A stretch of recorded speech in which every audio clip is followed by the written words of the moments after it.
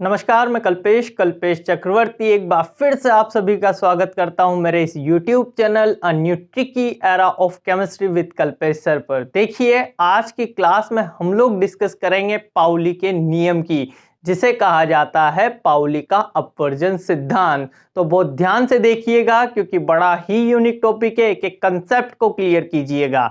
चलें शुरू करते हैं आप और हम मिलकर आज का हमारा टॉपिक पाउली का नियम। तो देखें, पाउली ने सबसे पहली बात क्या कही, उस बात को नोटिस कीजिएगा। इन्होंने यो कहा है कि किसी एक परमाणु के किन्हीं दो इलेक्ट्रॉन्स के लिए चारों क्वांटम संख्या के मान समान नहीं होते।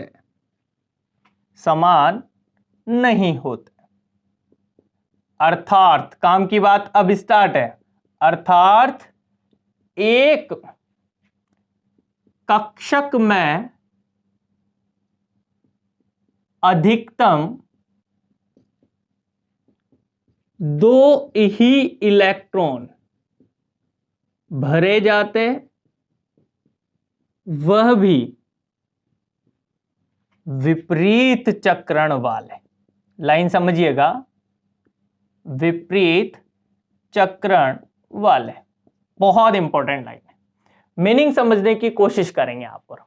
सबसे पहली बात, एक कोई सा भी पर्टिकुलर एटम आप लोगों ने ले लिया, परमाणु ले लिया, उस परमाणु के कोई से भी दो इलेक्ट्रॉन के लिए चारों क्वांटम संख्या निकालना आना चाहिए हमें। अब क्वांटम संख्या निकालना नहीं आता है तो मेरे पुराने वीडियोस देखें, एक एक चीज एक एक कंसेप्ट पर उस पर बात हो रही है। तो चारों क्वांटम संख्याएं निकालने पर उन चारों क्वांटम संख्याओं के मान कभी भी समान नहीं होने चाहिए, और समान नहीं हो इसीलिए एक कक्षक में अधिकतम दो इलेक्ट्रॉन भरो आप, और वो दो इलेक्ट्रॉन भी कैसे, विपरीत चक्रण वाले भरो। ऐसा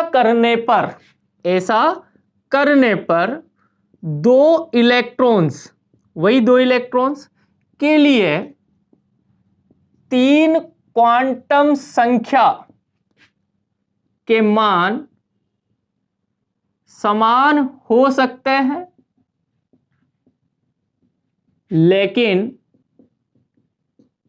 एक क्वांटम संख्या अवश्य ही भिन्न होगी।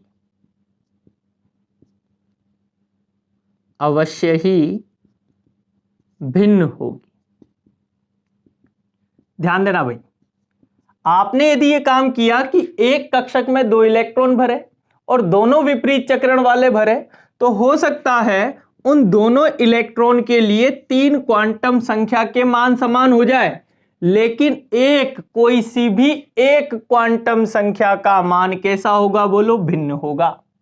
इतनी बात। फिर अगली बात, दो इलेक्ट्रॉन्स के लिए चारों क्वांटम संख्या के मान भिन्न हो सकते हैं। बड़ी अच्छी बात है ये। बस ये तीन बातें ध्यान रखनी है, पाउली खत्म हो जाएगा आपका। सबसे पहली बात कि एक परमाणु के कोई से भी दो इलेक्ट्रॉन के लिए चारों क्वांटम संख्याओं के मान कभी भी समान नहीं आते हैं, और नहीं आए इसीलिए एक कक्षक में केवल दो इलेक्ट्रॉन भरो, वो भी अपोजिट रोटेशन वाले भरो।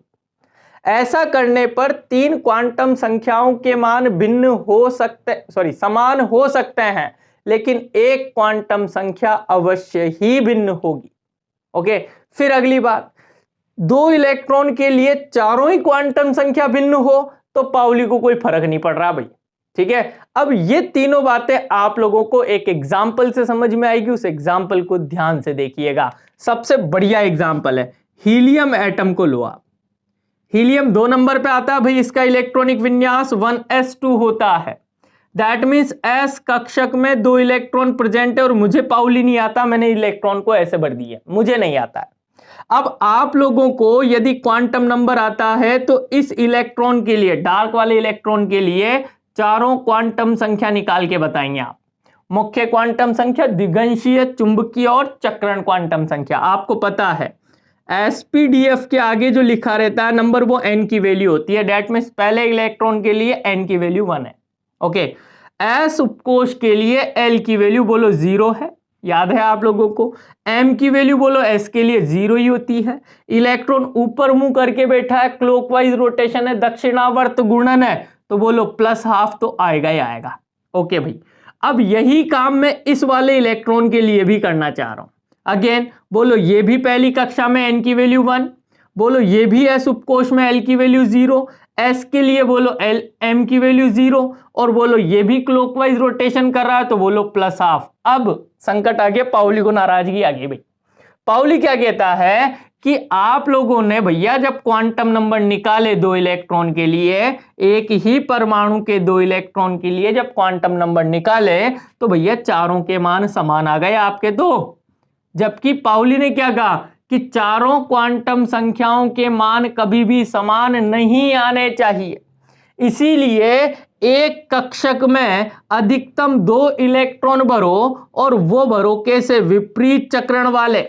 विपरीत चक्रण होते ही बोलो ये एंटी क्लॉकवाइज हो गया, बोलो s की वैल्यू -½ आ जाएगी कि नहीं आ जाएगी। ऐसा करने पर क्या हुआ, ध्यान दीजिएगा कि 2 इलेक्ट्रॉन के लिए 3 क्वांटम संख्या के मान समान आ गए, भले ही आ गए, लेकिन एक क्वांटम संख्या भले कोई सी भी हो उसका मान अवश्य ही भिन्न होगा।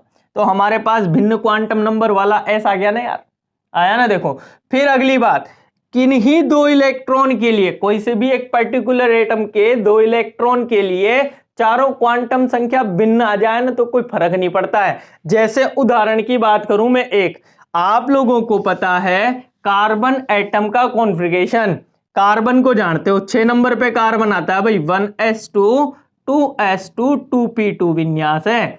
मैं कह रहा हूं इस वाले दूसरे इलेक्ट्रॉन के लिए, इस वाले के लिए ना, इसके लिए, और p में उपस्थित इस इलेक्ट्रॉन के लिए चारों क्वांटम संख्या निकालो आप इन दोनों इलेक्ट्रॉन के लिए। देखना n, l, m और s, बोलो n की वैल्यू 1 है इसके लिए, l की वैल्यू 0 है, s उपकोष है, m की वैल्यू भी 0 है, इलेक्ट्रॉन एंटी क्लॉकवाइज है, बोलो -½ इस वाले इलेक्ट्रॉन के लिए कैलकुलेट कर रहे हैं, बोलो n का मान 2 है, p में है तो बोलो l का मान 1 है, -1 0 +1 या +1 0 -1 सब याद आ गया होगा, तो बोलो +1 या -1 m की वैल्यू, और क्लॉकवाइज रोटेशन कर रहा है तो बोलो +½ आप देखें 2 इलेक्ट्रॉन के लिए चारों क्वांटम संख्या के मान बोलो भिन्न भिन्न आए कि नहीं आए, तो भैया आ सकते हैं।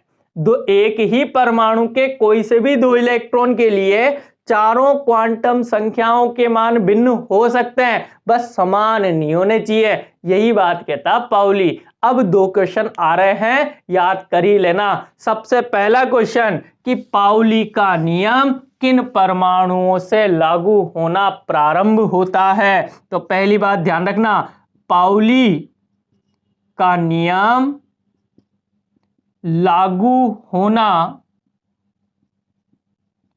प्रारंभ होता कहां से। दूसरी बात, पाउली का नियम किस परमाणु पर लागू नहीं होता।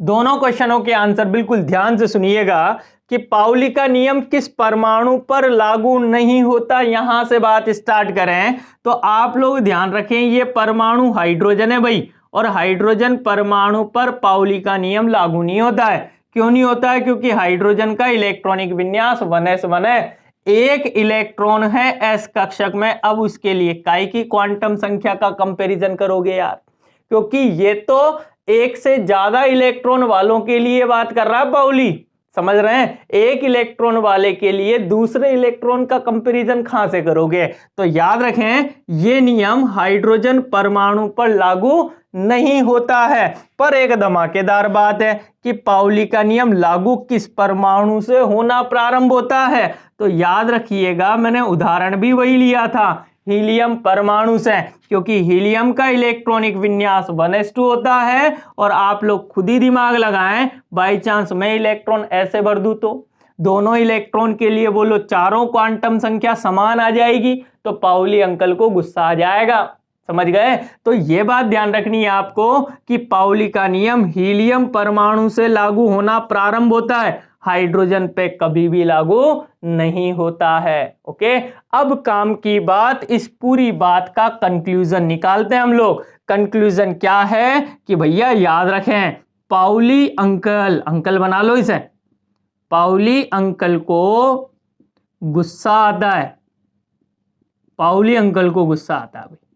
कितनी बातों पे आता है? जैसे हुंड को भी 2 बातों पे आता था, इसको भी 2 ही बातों पे आता है। सबसे पहली बात, क्या आपको गुस्से का कारण दिख रहा है? ध्यान से देखेंगे तो अपने आप मेरी बात समझ में आ जाएगी। 100% सर हमें गुस्से का कारण दिखने लग गया कि एक कक्षक में 2 इलेक्ट्रॉन भरे, ठीक है, लेकिन साहब आपने समान चक्रण वाले क्यों भरे? क्योंकि पाउली तो यूं कहता है ना कि विपरीत चक्रण वाले ही 2 इलेक्ट्रॉन भरे जाए, पहली बात है। दूसरी बात पे गौर फरमाए, क्या इस बात पे पाउली अंकल को गुस्सा आएगा?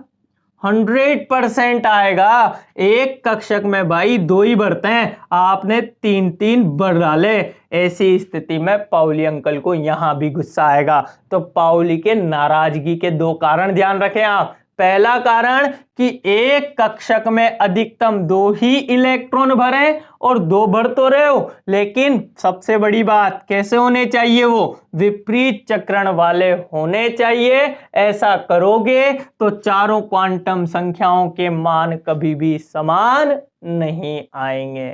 हो गया? अब एक बार फास्ट ट्रैक पर फास्ट रिवाइज कर लेते हैं। कोशिश करना सारी बातें आपके दिमाग में फिट हो जाए। सबसे पहली बात, पाउली ने यूं कहा है कि एक परमाणु के कोई से भी 2 इलेक्ट्रॉन, उनके लिए चारों क्वांटम संख्याएं निकालो, यदि उनके मान कभी भी समान नहीं आने चाहिए, ये पाउली ने कहा। इसीलिए एक कक्षक में केवल 2 ही इलेक्ट्रॉन भरो, वो भी अपोजिट रोटेशन वाले होने चाहिए। ऐसा करोगे तो हो सकता है 3 क्वांटम संख्या समान आ जाए, लेकिन एक क्वांटम संख्या तो अवश्य ही भिन्न होगी। मैंने उदाहरण भी बताया है। फिर अगली बात, 2 इलेक्ट्रॉन के लिए चारों क्वांटम संख्या भिन्न हो तो हमारे कोई फर्क नहीं पड़ रहा है, बढ़िया बात है, पाउली अंकल खुश है। बस याद रखनी है 2 बातें, याद कर ही लेना। मैं कह रहा हूं आ रहा है कंपटीशन में क्वेश्चन कि पाउली का नियम किस परमाणु पर लागू नहीं होता है? हाइड्रोजन पे। किस परमाणु से लागू होना प्रारंभ होता है? हीलियम से। बस पाउली के नाराजगी याद रखना कि एक कक्षक में 2 से ज्यादा इलेक्ट्रॉन भरने नहीं है, और 2 भरो तो वो अपोजिट रोटेशन वाले होने चाहिए।